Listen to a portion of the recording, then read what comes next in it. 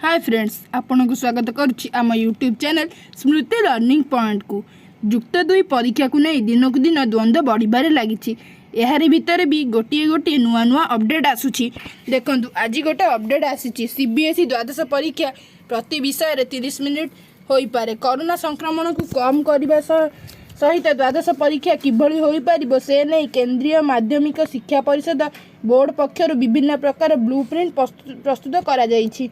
द्वादश परीक्षा प्रति विषय मात्र 30 मिनिट देवाकू बोर्ड पक्षर सूचना करा जिबा कथा विभिन्न जातीय और गणजातीय माध्यम खबर रे चर्चार विषय पलटि। देखंतु एजाए खबर कागज चर्चार विषय पलटि 30 मिनिट आपणकर परीक्षा हेबो। यह संपूर्ण फेक, यह संपूर्ण भाव में फेक न्यूज। सीबीएसई तरफ कौन भी एमती अपडेट दि जाए ना। सीबीएसई रे ट्विटर हैंडल आपन जाई देखि परिबे जे एभली कौन सी न्यूज आसी ना कि ऑफिशियल वेबसाइट रे देखि परिबे एभलिया कौन सी न्यूज आसी ना। केतेक गणमाध्यम यही खबरटी को भाइराल करिबार लागिछन्ती। एपर्यंत किछि भी अपडेट आसी ना। जहाँ भी अपडेट आसीबो आपनक जून मास 1 तारिख रे आसीबो। आपण वेट करंतु, आमे आपण मानकू एही चैनल माध्यम रे बतई देबू।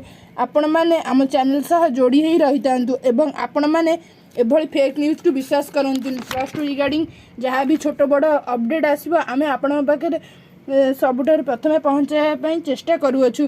तेणु आपण माने आम चैनल सहित जोड़ी ही रही थांतु। धन्यवाद।